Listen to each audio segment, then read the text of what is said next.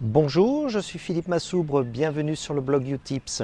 J'aimerais aborder aujourd'hui un sujet qui peut concerner tous les chefs d'entreprise, qui est finalement l'optimisation de sa future retraite. C'est-à-dire, la question qui se pose, la problématique, c'est est-ce que je dois cotiser dans le régime général pour optimiser ma retraite? Est-ce qu'à contrario, je ne dois pas le faire? Quelle est pour moi la meilleure solution finalement de parvenir à la retraite en ayant le minimum de perte de revenus? Parce que finalement la problématique c'est de se dire mais aujourd'hui j'ai 4000 euros de revenus par mois par exemple, je vais me retrouver avec 1500 euros de revenus à l'âge légal de départ à la retraite. Si tout va bien, si les conditions actuelles sont maintenues,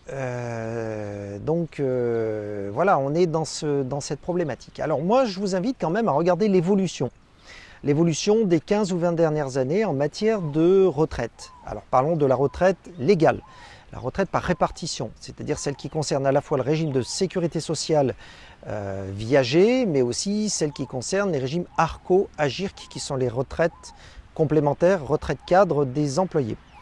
Eh bien, on constate, si vous voulez, que les retraites se font grignoter par les deux bouts. D'une part, elles ne suivent pas l'évolution des prix, elles restent en deçà de l'évolution des prix. D'autre part, elles sont de plus en plus fiscalisées, et notamment par la CSG-CRDS, puisque la CSG-CRDS représente aujourd'hui quand même une retenue à la source de 15,4% donc des rentes versées.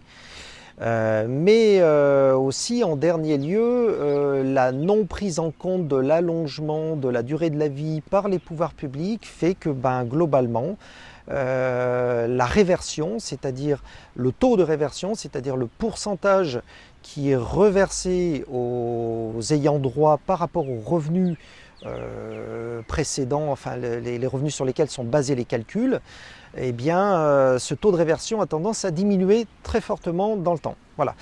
Donc, quand on regarde l'évolution, eh ben, ça ne donne pas très envie de continuer à cotiser dans le régime légal. Finalement, la question qui se pose pour le chef d'entreprise, c'est comment faire? Comment faire? Eh bien, il existe différents leviers. Il existe des systèmes de retraite par capitalisation individuels, que l'on soit en travailleur indépendant, donc que l'on soit gérant majoritaire de SARL ou que l'on soit PDG d'une SAS ou salarié. Donc ces systèmes permettent en déduction de la société effectivement de mettre de l'argent de côté. Mais même ces régimes-là, à terme, pourraient très bien être préemptés par les pouvoirs publics. D'ailleurs, on se rend compte aujourd'hui que les pouvoirs publics ont tendance à lorgner sur les dizaines, voire les centaines de milliards d'euros qui ont été économisés par les Français sur des comptes épargne, les Français étant particulièrement épargnants d'une façon générale.